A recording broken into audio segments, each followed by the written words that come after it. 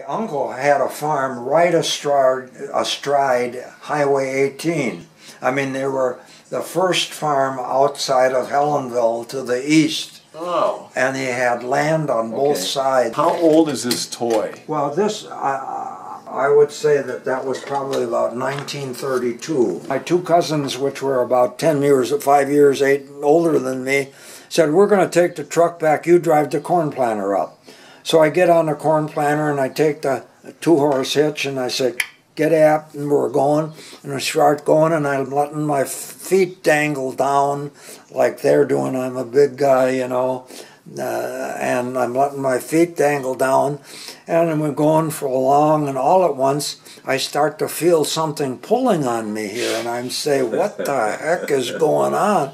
And I look down, and the cuff of my pants got caught on one of these couplings, and it starts to wind the pants up on there and pulls against my leg.